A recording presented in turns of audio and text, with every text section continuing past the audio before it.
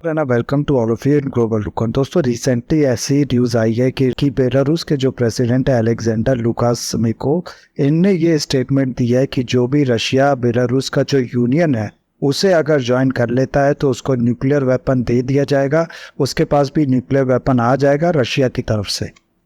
एक बार फिर मैं आप लोग को यहाँ पर बता दूं कि ये जो स्टेटमेंट है ये रशिया के प्रेसिडेंट की तरफ से नहीं बल्कि बेलारूस के जो प्रेसिडेंट है उनकी तरफ से दिया गया है कि रशिया उनको न्यूक्लियर वेपन अपने दे देगा जो भी रशिया और बेलारूस का जो यूनियन है उसे ज्वाइन करता है। तो अब ये स्टेटमेंट अगर आप लोग देखो तो वाकई में एक बहुत ही बड़ा स्टेटमेंट है, एक तरीके से पूरे वर्ल्ड को शॉक कर देने वाला स्टेटमेंट है ऐसा कहा जा सकता है। जहां एक तरफ नॉन प्रोलिफरेशन ट्रीटी यानी एनपीटी ट्रीटी जो है उसके अंदर बात की जाती है न्यूक्लियर वेपन के प्रोलिफरेशन को रोकने के लिए, इसका स्प्रेड जो है उसके रोकने के लिए, और वहां पर दूसरी तरफ ये बात की जा रही है कि ये जो न्यूक्लियर वेपन है ये दिया जाएगा रशिया की तरफ से इन कंट्रीज को जो इस यूनियन को ज्वाइन कर। इसके अलावा आप लोग को मैं बता दूं कि हाल में बेलारूस ने यह भी कंफर्म कर दिया है कि रशिया ने उससे जो टैक्टिकल न्यूक्लियर वेपन देना था, रशिया बहुत टाइम से कह रहा था कि हम लोग अपने टैक्टिकल न्यूक्लियर वेपन प्लेस करके रखेंगे बेलारूस में भी, वो इनने कंफर्म कर दिया है कि बहुत ही जल्दी ये ट्रांसफर होने वाला है। फाइनली ये सब जो एग्रीमेंट्स वगैरह होते हैं, जो भी डील्स वगैरह होते हैं वो सब हो गए। फाइनली ये जो बेलारूस के प्रेसिडेंट है इनने कह दिया है कि बहुत ही जल्दी रशिया का जो टैक्टिकल न्यूक्लियर वेपन है वो बेलारूस में आने वाला है। तो इन्हीं सब चीज़ों के बारे में डिस्कस करेंगे हम लोग इस वीडियो में। बहुत कुछ आप लोग को जानने को मिलेगा इस वीडियो में, बस आपको एंड तक बने रहना है। और अगर वीडियो अच्छा लगे तो लाइक कमेंट शेयर सब्सक्राइब जरूर करना है। देखो न्यूक्लियर शेयरिंग यानी एक कंट्री द्वारा दूसरे कंट्री को अपने जो न्यूक्लियर वेपन है वो दिए जाना, इसका जो लीगल स्टेटस है वो काफ़ी ज़्यादा डिबेटेबल है। 1968 में आप लोग को पता होगा कि नॉन प्रोहिलिफरेशन ट्रीटी जो है वो साइन किया गया था वर्ल्ड में, और इसका अगर आप लोग आर्टिकल 1 देखोगे तो वो इस चीज़ को प्रोहिबिट करता है। आर्टिकल 1 ऑफ एनपीटी कहता है कि कोई भी न्यूक्लियर पावर कंट्री यानी कि वो कंट्री जिसके पास न्यूक्लियर वेपन्स है वो किसी ऐसी कंट्री को जो कि नॉन न्यूक्लियर पावर है उसको किसी भी तरीके का न्यूक्लियर टेक्नोलॉजी न्यूक्लियर वेपन जो है वो सप्लाई नहीं करेगा। और आर्टिकल 2 ऑफ द एनपीटी ये कहता है कि कोई भी नॉन न्यूक्लियर स्टेट जो है वो किसी भी न्यूक्लियर पावर कंट्री से इस चीज़ को रिसीव नहीं करेगा। लेकिन आप लोग को पता होगा कि यूएसए ने काफ़ी उसके जो नाटो अलाइज हैं उनके यहाँ न्यूक्लियर वेपन जो है उनको प्लेस किया हुआ है। यूएसए के जो न्यूक्लियर वेपन है वो आप लोग को मिल जाएंगे बेल्जियम में, जर्मनी में, इटली में, उसके अलावा फिर नीदरलैंड और टर्की जैसी कंट्री में भी ये जो न्यूक्लियर वेपन है यूएसए ऑलरेडी प्लेस करके रख चुका है। तो कहने का मतलब है एनपीटी के अकॉर्डिंग तो ये पूरी तरीके से इलीगल है, लेकिन वो यूएसए है वो कुछ भी कर सकता है, इस तरीके की बात यहाँ पर है। यूएसए ने ऐसा कर रखा है और इस चीज़ को जस्टिफाई करने के लिए यूएसए कहता है कि जो नॉन वॉर का टाइम होता है यानी कि जो कंट्री है जब वॉर पे नहीं होती है तब ये जो न्यूक्लियर वेपन भले ही हम लोग ने दूसरे कंट्री में प्लेस करके रखा है लेकिन हमारे जो सोल्जर्स होते हैं, हमारे जो फोर्सेस होते हैं उनके अंडर ये सब कुछ होता है। और जब वॉर का टाइम होता है तब ये यूएसए कहता है कि वॉर के टाइम में नॉन प्रोलिफरेशन ट्रीटी जो है ये नॉन अप्लीकेबल होता है, यानी इसके जो आर्टिकल्स हैं वो इफेक्टिव होते नहीं है क्योंकि वॉर से प्रोटेक्शन सबसे ज़्यादा इंपॉर्टेंट उस समय ऑब्जेक्टिव होता है। इसलिए वॉर के टाइम में एनपीटी जो है वो यूएसए कहता है कि हम लोग नहीं मानेंगे, ये इफेक्टिव नहीं होता है वॉर के टाइम पे।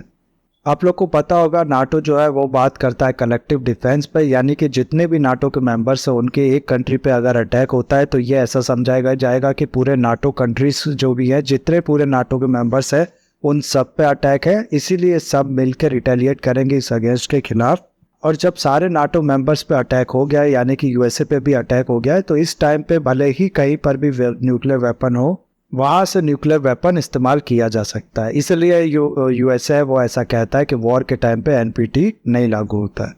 तो इस तरीके से ये जो यूएसए है वो एनपीटी के ये प्रोविज़न आर्टिकल 1 और आर्टिकल 2 उसको बाईपास करता है और एक तरीके से आप लोग कह सकते हो कि एक वे बता दिया है कि इस तरीके से बाईपास किया जा सकता है। और इसी चीज़ की बात कर रहे हैं रशिया और बेलारूस। हालांकि मैं फिर से आप लोग को बता दूं कि रशिया की तरफ से अभी इसको लेके कुछ भी नहीं बोला गया है, केवल बेलारूस की तरफ से इसको लेके बात की गई है। लेकिन एक तरीके से आप लोग कह सकते हो कि एक रास्ता पता चल गया है कि आप लोग यूनियन बना लो और फिर ये कह दो कि देखो हम लोग तो कलेक्टिव डिफेंस पर विश्वास रखते हैं, इसीलिए ये न्यूक्लियर वेपन प्लेस करना दूसरी कंट्री में ज़रूरी है और इसी के लिए हम लोग ऐसा कर रहे हैं। सेम चीज़ अनाउंस किया है बेलारूस ने कि हमारा यूनियन ज्वाइन करो और न्यूक्लियर वेपन जो है वो अपने पास, आप लोग कह सकते हो ऐसा कि न्यूक्लियर वेपन पालो, ऐसा बेलारूस ने कहा है। प्लस ये जो रशिया और बेलारूस का यूनियन है, इसके बारे में भी आप लोग को बता दूं कि 8 दिसंबर 1999 को एक ट्रीटी साइन हुआ था दोनों कंट्रीज के बीच में, जिसके बाद रशिया और बेलारूस ने ये कहा था कि हम लोग पॉलिटिकली लेवल पे, इकोनॉमिक लेवल पे और मिलिट्री लेवल पे दोनों कंट्रीज के जो पॉलिसी है, दोनों कंट्रीज के जो डिसीजन है उसको पूरी तरीके से अलाइन करेंगे। एक तरीके से आप लोग कह सकते हो कि एक ही तरीके का डिसीजन लेंगे दोनों कंट्रीज की तरफ से, और इस चीज को कहा गया union of Russia and Belarus. एक तरीके से इन लोग ने ग्रुप ही बना लिया, यूनियन ही बना लिया कि हमारे जो पॉलिसी डिसीजन होंगे इन तीनों मैटर पे, हमारे जो डिसीजन होंगे वो अलाइन करेंगे। और इसी के अंदर जैसा कि मैंने आप लोग को बताया पहले भी, रशिया जो अपने टैक्टिकल न्यूक्लियर वेपन होते हैं वो प्लेस कर रहा है बेलारूस के अंदर, जिसके बारे में जाहिर सी बात है कोई कुछ कह भी नहीं सकता। रशिया कह देगा कि तुमने भी तो प्लेस किया, लेकिन उसके बाद भी नाटो, मैं अगर आप लोग को बताऊं, कह रहा है कि ये जो काम रशिया कर रहा है ये बहुत ही ज़्यादा गलत है, बहुत ही ज़्यादा एक तरीके से इररिस्पॉन्सिबल है। और ये चीज़ आप लोग कह सकते हो एक बार फिर से वेस्टर्न कंट्रीज़ का या फिर नाटो मेंबर्स का आप लोग कह लो कि जो डबल स्टैंडर्ड है वो दिखाता है, एक सेंस ऑफ फॉल्स करेक्शन जो है वेस्टर्न कंट्रीज़ में वो दिखाता है। इन लोग को लगता है कि ये कुछ भी करेंगे तो वो सही होगा, और वही काम भले ही कोई और कंट्री करती हुई है तो भी वो गलत होगा। अपने फ़ायदे के लिए कोई भी रूल्स, कोई भी रेगुलेशन उसको बाईपास कर सकते हैं, उसको तोड़ सकते हैं, उसको मैनिपुलेट कर सकते हैं। लेकिन दूसरे कंट्री के लिए अगर ग्रेव सिचुएशन भी हो तब भी उससे कहते हैं कि तुम्हारे को ये रूल मानना है, और इनका जो इंटरप्रिटेशन होता है रूल्स रेगुलेशन का उसको कहते हैं कि तुमको इसको मानना है। नाटो मेंबर को तो अगर आप लोग छोड़ भी दो तो उसके बाद भी आप लोग को बताओ तो यूएसए जो है उसका मूड है और भी बाकी जगह पे न्यूक्लियर टेक्नोलॉजी कह लो आप लोग या न्यूक्लियर वेपन आप लोग कह लो, उसको प्लेस्ड करने का, उसको आप लोग कह सकते हो एक तरीके से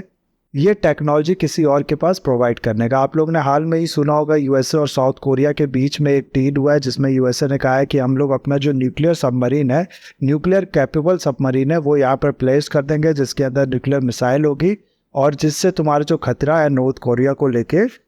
उसके अगेंस्ट में डेटरेंस मिलेगा। उसके अलावा फिर ऑस्ट्रेलिया के साथ मिलकर ये ऑकस ग्रुप जो है जिसमें ऑस्ट्रेलिया, यूएसए और यूके है, इन लोग ने मिलकर एक न्यूक्लियर कैपेबल सबमरीन बनाने की बात की है। तो ये सब डील जो है ये खुद यूएसए कर रहा है उसके एनपीटी के बाद भी।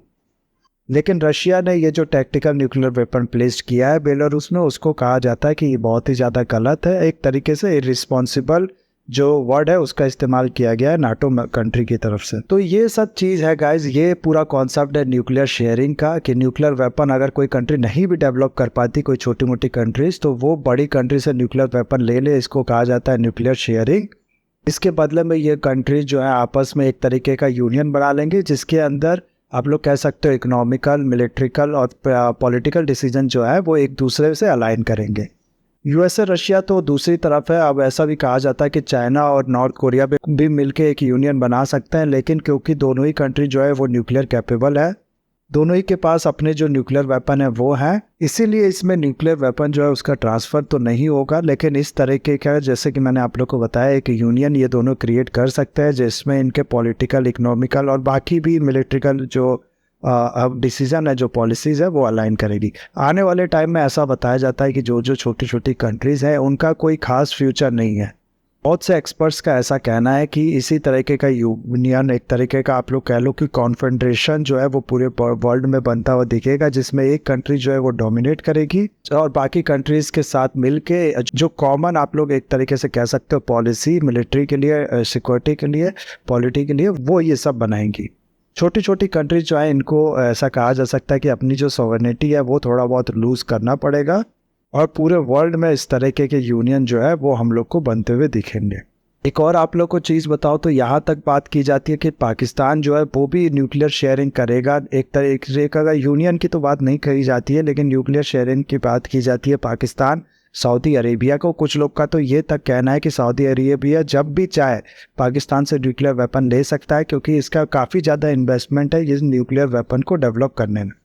अब इन सब डेवलपमेंट्स को अगर आप लोग इंडिया के पॉइंट ऑफ व्यू से देखो तो उसमें मैं आप लोग को बता दूं कि हाल में ही इंडिया के जो प्राइम मिनिस्टर हैं नरेंद्र मोदी, ये जाने वाले हैं यूएसए विजिट पे, जिसमें चांसेस है नाटो प्लस को ज्वाइन करने के लिए भी बात की जाए इंडिया की।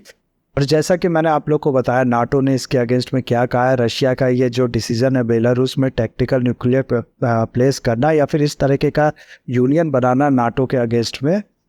ये सब एनालाइज करके ये कहा जा सकता है कि फ्यूचर में इंडिया के लिए बहुत ही ज़्यादा मुश्किलें बढ़ने वाली हैं। नाटो प्लस का ये जो मेंबर है वो बनता है तो रशिया के साथ, और रशिया का या बेलारूस का जो यूनियन है, अगर ये यूनियन और आगे बढ़ता भी है तो, हालांकि इसके चांसेस कम है, तो इस यूनियन के साथ जो रिलेशन है इंडिया के वो बिगड़ने वाले हैं। क्योंकि इसका जो सोल पर्पस है, अगर आप लोग देखो इसका जो अगर ऐसा कुछ यूनियन बनता भी है आगे चल के, तो इसका जो सोल ऑब्जेक्टिव होगा वो होगा नाटो को काउंटर करने का। इसीलिए किसी एक यूनियन के साथ, किसी एक आप लोग कह सकते हो और ग्रुप के साथ इंडिया के जो रिलेशन है वो बिगड़ेंगे अगर ये दूसरे किसी ऑर्गेनाइजेशन को ज्वाइन करता है तो। और इसके अलावा अगर आप लोग जो ये बात, जैसा कि मैंने कहा कि फ्यूचर में बड़े बड़े नेशन जो है, बड़े बड़े यूनियन जो है वो हम लोग को बनते हुए दिखेंगे, इस चीज़ को आप लोग अखंड भारत का जो कॉन्सेप्ट है उसके एंगल से भी देख सकते हो। तो ये था पूरा वीडियो गाइज। आई होप ये वीडियो आपको अच्छा लगा होगा। इसे लाइक, कमेंट, शेयर, सब्सक्राइब जरूर कीजिएगा। That's all. Have a nice day. Take care.